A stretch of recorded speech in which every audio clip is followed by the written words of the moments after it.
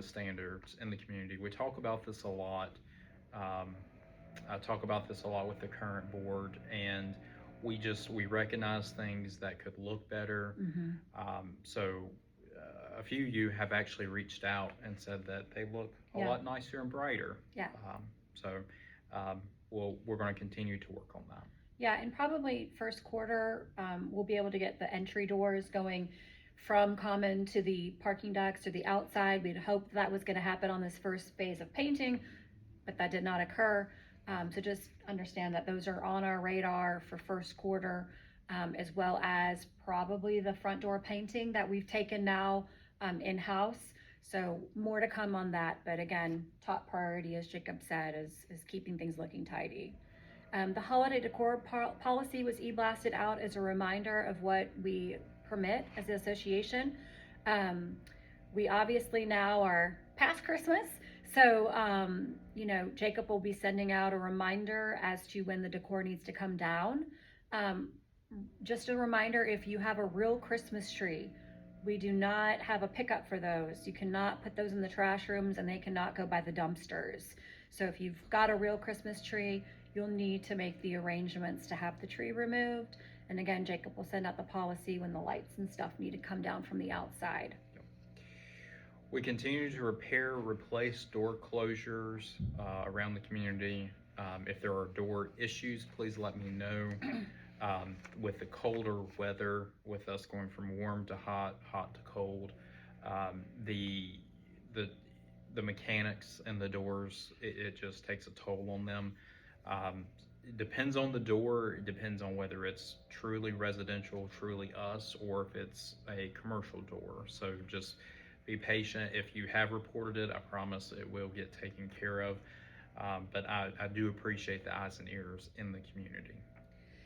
Jacob and I continue to work on the access control project. I know this is a tired topic in this community. Right now we are completely down. We've got many people that have asked for fobs, are having problems with fobs. I know my garage fob hasn't worked, but we are completely down and cannot do any updating to that. So we appreciate your patience. We are very, very close to a schedule for the replacement. It unfortunately has taken us a lot longer than we expected. The technology side of the project, to have internet versus the copper lines, has definitely been a journey. We have spent a lot of time with different vendors thinking we had the solution, and then come to find out it's not. But I do feel confident. I think Jacob feels confident that we have the solution in place that can be easily implemented. I really think that we're talking January, February for install. It's definitely going to be Q1. I think February is probably a reasonable time frame. We're working as hard as we can. I know many people are upset about your fob, and believe me, we share in that frustration. And I promise you, if there was something that Jacob could do, he would. But unfortunately, he cannot update any of the data right now. And it's not, knowing the mechanics behind all of the systems is that it's not usually just a fob, it's the system itself. So it's a system problem. I wish it were just a simple fob, the fob goes dead, but it is a system problem. So as Deb said, we are very, very close. This is why this has been a topic for many years, to be honest with you, is because the system itself has gotten to the end of its life. Yeah. So Deb continues to work through, and we are auditing years past. We do have yearly audits, but things such as cleaning up different GLs and reclassing things, so it makes sure that the actual financials read correctly.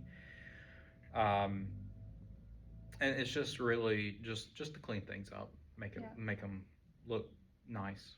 We are having this year, we will have a professional audit. And so some of the work that I'm doing is so that the auditors don't charge us thousands of dollars as they have in past to clean up, because a lot of this is stuff that we can clean up. We have a lot of storage issues. Folks that own storage are not being charged. that should be charged the $5. We've got people that have sold and transferred their units that we don't know about. That's a problem. And we also have the rental side. We've got, we believe, people in our storage units with no charge, no agreement that we can find. So we're working through a lot of those projects. And there's going to be more information about storage. Yes. I know that several people have reached out about availability as far as storage. I'm not putting you off by any means, but there's kind of a greater plan in place, and we'll be back with more information about that. Yeah, we just want to take a moment to, just wish everyone happy holidays. We hope everyone's enjoying their time. We also know that we have a very big year coming up. Lots of things happening. January is going to be a very busy time here. We have our annual meeting February 9th. We really request for you to come either online or in person. We will have elections that day. We have 3 board positions that will be up. We will be doing an online election buddy, no more proxies, more to come on that. That's a big change for the community. We have a couple of fireside chats. We're really looking to connect with folks that are interested in serving on the board, trying to understand, what it will take, what the skills are needed, the time allotted. We have a lot of heavy things financially coming our way, so we're equally working on that, revamping systems, revamping deliveries, construction applications, you name it, we're digging in there. We're doing it So all. we Yeah. are. And I want to invite anyone to these fireside chats because it gives a insight into really the demands for where we are at as a community. And then, if you are interested in becoming involved on any level, whether it's, financials, whether it's social, whether it's, whatever, or you just want to know more about the makeup of the association, please reach out. My goal here is to make sure that everyone the information I have is that all the board, all the homeowners have that information as well. This is a very unique community. It's a very special community. But it's also a piece where everyone needs to be educated. Correct. So. And with the topics coming, a votable special assessment, it is going to be really, really important that we have your support. We're asking for your support.